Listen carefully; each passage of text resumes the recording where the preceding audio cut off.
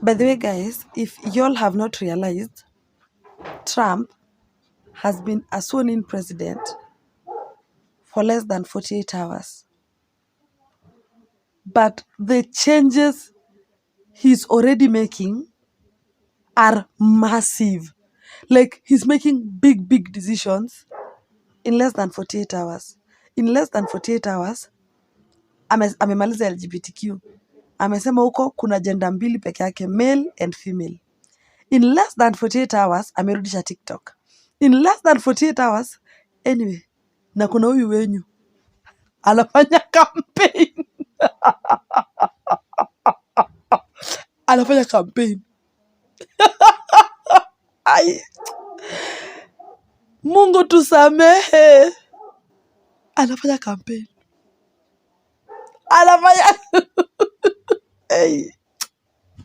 What Trump win means for Kenya. And let me tell you, today's newspaper is mostly about this. Yeah, the first couple of pages actually. Yeah, that is from like page 1 all the way to page 7 of the Daily Nation.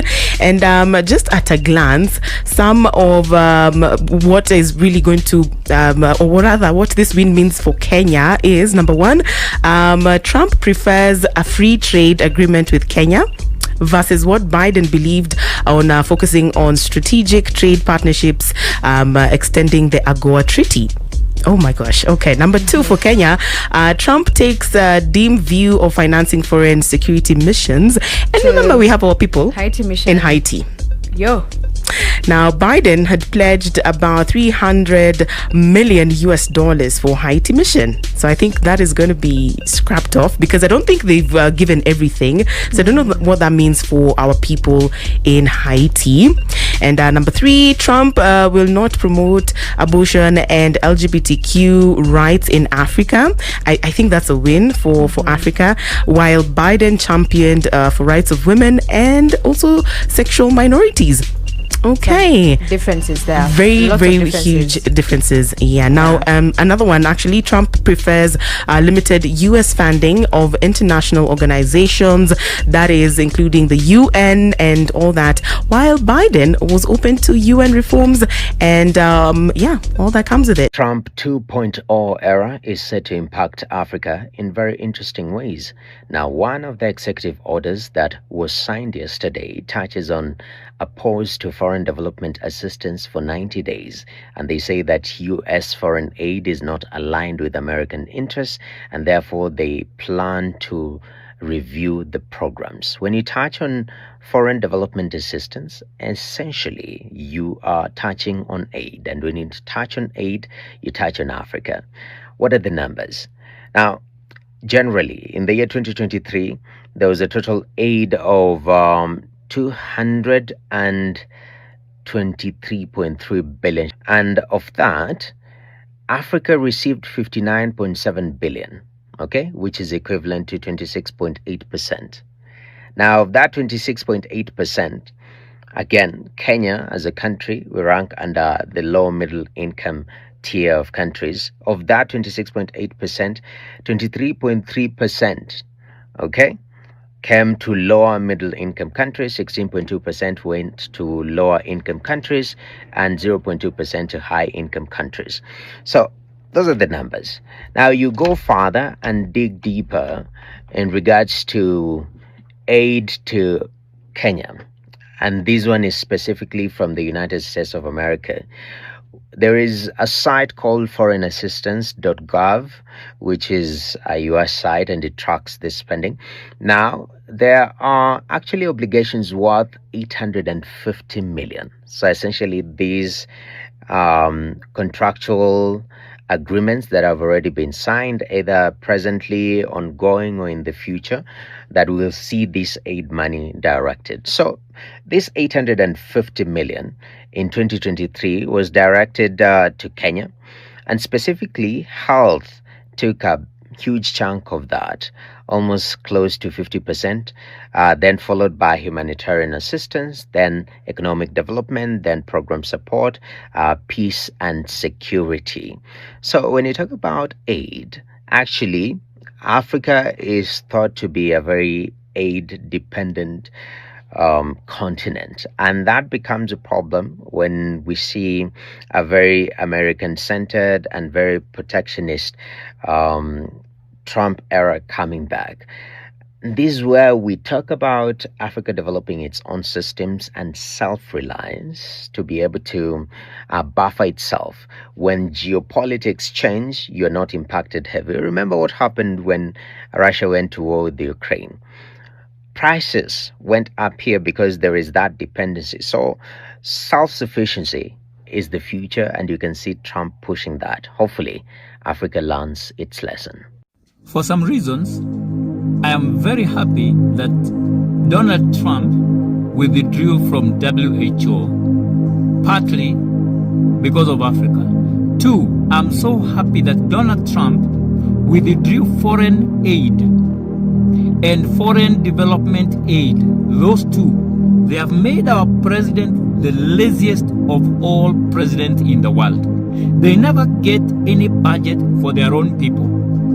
That leaves the entire budget for recurrent expenditure, just meeting the overheads of these expensive, these spendthrifts, to spend our money to tour the world, to burn our money touring these areas of sorry for that, phone came through. Now, the reason I am happy is because these African leaders, beginning immediately, they must think about their own countries, set budget for their own countries, work for their own people, and not expect WHO to help them or America to help them. Why don't we plan money for HIV, AIDS, and for other areas of health that WHO and Americans fund? I wish that all the countries of the world will cut all their help to African nations, because by them helping African nations, they are making African leaders lazy, and they are making them billionaires, because all they do is steal our money. Why? Because they are not giving us the services, and the small services we are receiving from many sectors is as a result of these aids. I will also be very glad if all social support from international community ceases. Let African countries take care of themselves. We are a very rich continent. We don't need help from anyone. And therefore, I'm happy that Trump has started. I wish that Britain and other countries will also follow suit, especially Canada, and cut all this stupid help they bring to our countries. Japan to cut all the help they give to African countries. Let us work for our own countries. Let us hold our leaders accountable. Why should Japan come and help semi-arid and arid people when we have a country that we are paying taxes? Kenyans are paying taxes. They are collecting trillions of Kenya shillings, and yet they are not giving us service. So I'm happy, and I will still continue to be happy when African countries are being left alone by these Western superpowers. We can be able to remove our president quickly if they are not giving us the services. And money stealing will stop in Africa. That I am sure, when this aid stops. Because there are critical areas of service that the government must give money towards. And therefore, by doing so, they will cut their expenses. Donald Trump amekuwa sworn in na immediately ameingia kazini.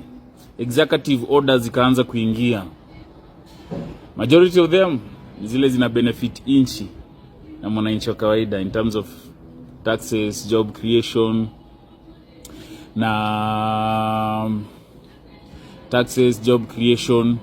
na focusing basically on production. As in US, it reduce more of consumption na increase on production. That is the biggest issue economy ya Kenya iko nayo. We are more of consumers than producers.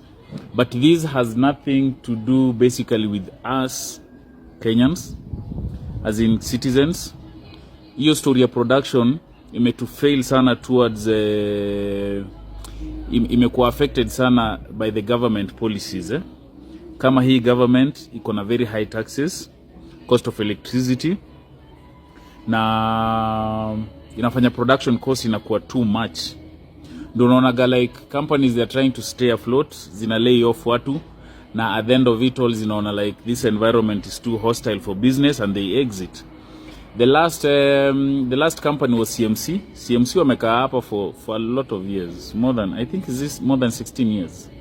Wamekuwa in operation, but wanafunga this month. Walikuwa sha lay off over 115 people, lakini bado hiyo survival, hiyo wali lay off last year, but survival bado imekuwa ni ngumu.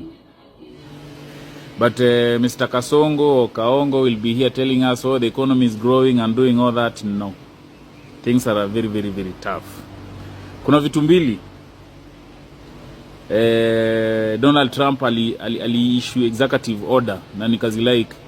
Unaona regime ya kina Obama na Kamala, watu walikuwa wanasema and all that, but that regime was demonic and ungodly. Ndio maana walikuwa wamefocus more na hizi vitu za kishoga, hizi za sitaki kusema ndio hii ni nikwe flag down. Hizo issue za kishoga, hizo marangi za rainbow hizo. Walikuwa wamefocus more on that thing than any other basic issue. Na Trump amesema gender zitabaki kuwa mbili. Either wewe ni mwanaume ama wewe either ni mwanamke. Hakuna in between. Na hizo stories za transgender kidogo tena nazifunga zote. Na hizo masomo walikuwa wanafunzaga shule, kitu yote na uhusiana na stories za ushoga haitakuwa inagusiwa kwa shule in America, of which is very, very good. Executive order number 2 aliamua kutoa US kuwa member wa WHO, World Health Organization.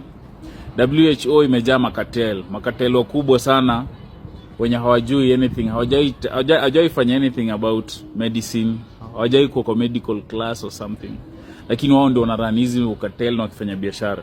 Na ukitaka kujua the biggest businesses zenye zina thrive kwa hii dunia ni biashara za stories za magonjwa, in health. Hiyo biashara hiyo ni biashara yenye watu walikuja wakagundua ndo that. Na cartel mkubwa sana wa WHO ni msee anaitwa Bill Gates.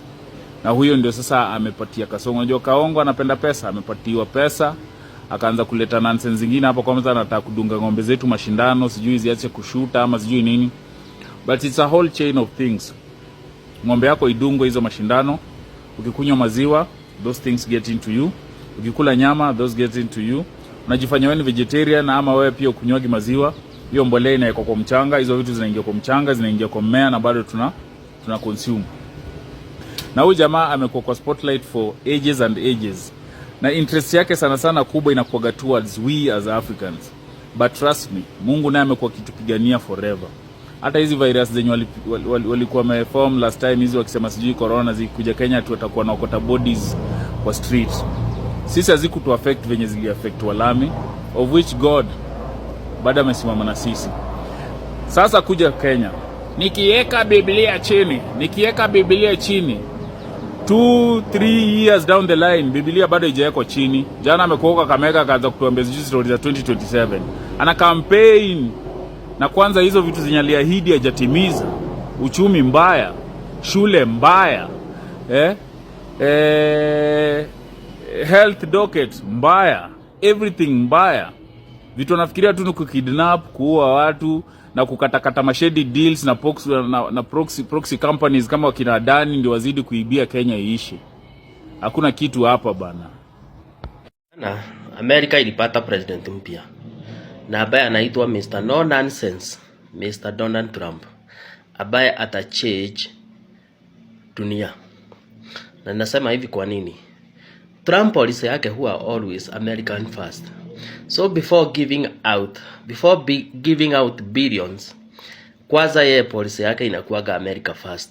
So what we expect ni kuwa donors ambazo mnapataga ile misaada mnapata kutoka kwa Amerika itapungua na kiwango kikubwa sana. Kitu ya pili, policy change.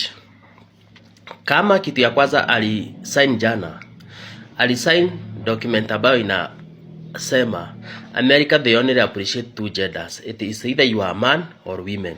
So hii pressure imekuwa ikikuja kwa mataifa hii dogo developing country kuwa walicognize LGBTQ and the likes, itapugua ama itaisha, kwa sababu hata wao in America sasa najua itakuwa ni fight kubwa sana kwa koti wakijaribu kubadilisha hiyo statement ya Trump. Kitu ya pili, expect Wakenya ama many Africans kurudishwa Africa. America, Donald Trump is very serious on immigration. So mtu ambaye kwa America illegally hana the right document, sasa ni kukibizana na Donald Trump and the likes. Kitu ya pili, expect that vita duniani zitaisha. Hivi unasikia tu huyu anashambulia huyu anashambulia, hiyo itaisha. Ukiangalia witness ya kwanza umeona imebidi Israel na Palestine Gaza hiyo vita isimamishwe abruptly. Kwa nini? Kwa sababu Trump akiwa hapo, yeye is a no nonsense person. Yeye alikuwa amesema very clear that Israel it is that they look for ceasefire or awache kudonate. Na unajua Israel ina depend sana na America. So without hii usaidizi ya America wakaona it is the worst. Then kitu ingine utaona hata what is happening between Ukraine and Russia very quick itapugua. So itakuwa very interesting 4 years ambazo utaona mabadiliko kubwa sana duniani. After assuming office, Donald Trump signed several executive orders, and one of them is withdrawing United States from the World Health Organization. So he's claiming that the World Health Organization mishandled COVID-19 crisis and also other global health crises that have been there before. And he's also saying that World Health Organization has failed to adopt reforms, and also World Health Organization is backed by political influence. Like there's a lot of countries influencing things in World Health Organization. So is withdrawing US from it, and this is going to affect a lot because US is like the number one funder of World Health Organization. And what does this really mean for Africa? For even World Health Organization, as I said, in the US is number one in funding. It funds like 18% of World Health Organization. And so World Health Organization deals with things like global health crisis that I mentioned before. Kuna HIV, AIDS, there is tuberculosis, there is polio, there is just a lot of things. So all these things are going to be affected. And what does this mean for Africa? I just blocked my camera. What does it mean for Africa and for Kenya? Kenya relies a lot on ARVs, and with the funding stopped, so it means this is going to affect that. Comment below what you think about Trump's executive orders and how it's going to affect Africa and Kenya. And the reason we should worry across Africa and in Kenya specifically is that our governments have left the HIV programs to be predominantly externally funded. Where is Kenya going to get the leeway to actually bring in $30 billion if they struggle with a gap of $1.5 billion already right now? So I would say that is not possible, which means that it's actually going to have a huge impact on provision of testing, because this money also buys the test kits, provision of ARVs to the people living with HIV, and also to ensuring that they are sustained on treatment. A withdrawal of PEPFAR would withdraw 40 billion shillings a year, which worries me, because now if that ends cold turkey or suddenly, where is Kenya going to get 40 billion Kenya shillings a year to actually address the HIV program? My honest view is that reproductive health is the country's first social investment, and that cannot be left to neighbors or friends. Because when you think about reproductive health, you're talking about the country's socio-economic development. Don't come at me for saying this, but United States pulling out of World Health Organization is going to affect Africa a lot. We are going to feel the heat. We are going to feel the pinch of United States pulling out of the World Health Organization, because unless another country steps up to fill the void that has been left by the United States, because as I said before, United States is the number one country that funds World Health Organization. So with them pulling out, it means that the funds are going to reduce. And governments in Africa, we have a body like World Health Organization in Africa called Africa CDC, but it also depends on the funds from World Health Organization to run its activities. So it means governments in Africa are going to get less funding, and they're going to divert funds from other sectors like education, infrastructure, security, like all these other sectors. They're going to divert funds from there.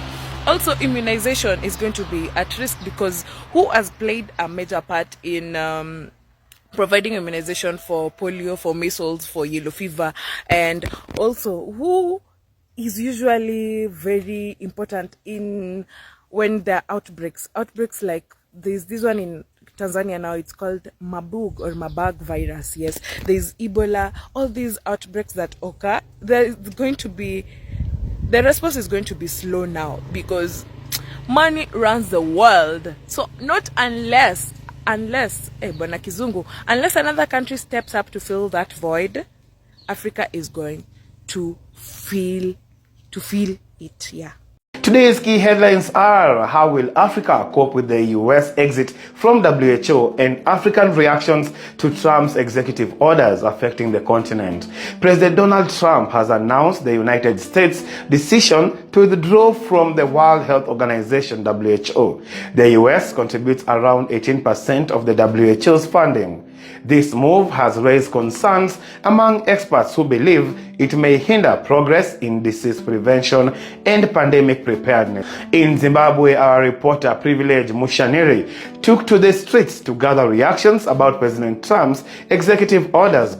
I think it's a huge blow, particularly for Africa, because the World Health Organization has been critical in plugging the gap, especially in emergencies such as Ebola, COVID, and Mpox. For most young people, it would definitely crush their American dream, considering that Trump has come with a very much radical approach with regards to immigration. Now you are up to date.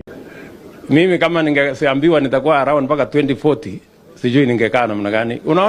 Unaona vile nahangaika na hii ya kusukuma hii yetu, ukipata 5 years una sweat. Ukiongezewa 5 unasema wacha itoshe, wacha mimi niende nyumbani. Heri hiyo yako unaweza kusukuma popote mpaka 2040. Hii yetu hii ni ngumu. Hata hawa waheshimiwa wanajua. Hii yetu iko tabu. Kasongo Mobali nanga. Kwanza ikifika 2027 naiba mpaka kura ya madhangu na budangu. Sitaki warudi tu huko tena. Sima youth chacha anuka. Madha zetu bado Ruto unaenda home na 13 parliament tunaivunja. Wende home wote tuanze fresh. I'm nervous. I'm terrified more than usual. Well, this thing is going to be televised, so I'd like to say this first. If you ever see me getting beaten up by the police, or if you see me getting beaten up by anybody, put the video camera down and help me. And we are not alone. There's a new force of nature at hand, stirring all over the world. They are the young people whom, frankly, we have failed, who are angry, who are organized, who are capable of making a difference. They are a moral army. And the most important thing that we can do for them is to get the hell out of their way. I'm inside. Niko ndani. Na tunamalizana na nyinyi. Tunamalizana na nyinyi. Mmetutesa sana. Today is today. You must hear our cry. Sisi ni sisi. Mtatusikiza. Hii ni bunge yetu. Sisi tumewafanya mko hapa. This is our parliament. You must hear us. Kama hamna masikio, tutawafanya msikie. No one is going to tell me what to do at one time. I'm in charge. So please put that proposal on the table and then let's discuss it. And if they need a right, you can't say because there is a rule here. We work according to the rule.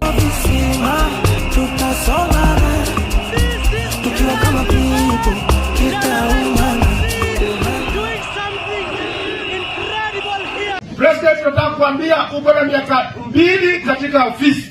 Na wananchi hawa they will punish you, na hata ukiwa na pesa watakutoa nje.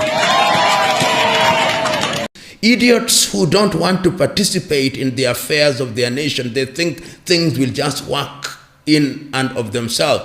Then they are tribalists. And these tribalists, they think that they are only safe with people who are from their tribe. And tribe can mean people from the same culture, same language, or same culture. Then they are citizens. These are individuals who are responsible and know that when you want to be served, you must give those who have the desire and the intellectual capacity to serve you. In many societies, it is only a small percentage of people that can be called citizens, not more than 5%. And if a society wants to grow in the right direction, civic education is what will help the idiot and the tribalist to become a citizen. Wacheni tu mimi niseme na mapema. Ndio kama kuna list na andiko mniweke kwa list. I can't wait to reject Finance Bill 2025. I can't wait because I know it will be something absurd. It will be something mental. I can't wait. Mniweke kwa list jameni. List ya reject. Majenzi mko? Kazi mnafanya kwa mtandao ni mzuri sana. Na tunapongeza nyinyi. Na muendelee. Mtaendelea. Lakini mtandao peke yake haitoshi. Tunataka mjiandikishe kama wapiga kura. Wale watu ambaye watakomboa Kenya hii, wenye kuamua Kenya itaongozwa namna gani, ni hao majenzi wetu mwaka wa 2027. Lakini hamwezi amua Kenya itakaa namna gani kwa simu peke yake. Lazima mchukue vitambulisho, lazima mjiandikishe kama wapiga kura.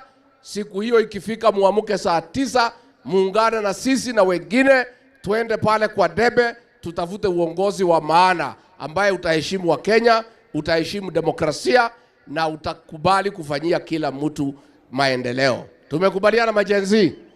Now, why do you want Ruto gone? We want Ruto gone because he is killing innocent people. He's wanting to pass the Finance Bill 2024. He's putting tax on sanitary products that girls can't even buy. He can't go to school. He's corrupt. He's taking the money. He needs to go. Yes. Out. If you're going to raise anything, start with your hairline. Nice. Control, Alt, Delete, Ruto. The drunk did better than you. Drunkard did better than you. Nice. Mungu yetu itoe Ruto Kenya, hata kama angalau na jali. Sisi Kenya tumechoka na Ruto, maisha imetuharibikia, analipisha mpaka sodo ya wamama. Pure kabisa Ruto. We don't like you, go home. Sasa tafuta kiongozi ambaye anapenda mwananchi na anapenda kijana kama. They want to be described as honorable even when they are horrible. They acquire things which they have not worked for. They promise us things that they know they will never deliver. And there is no shortage of such men and women in the African continent. Now the next election, yes. Unajua hawa ndio watakuwa nasema fagia wote ama mtasema namna gani? This generation, yes, they use their might because they didn't vote. The largest vote in the last election.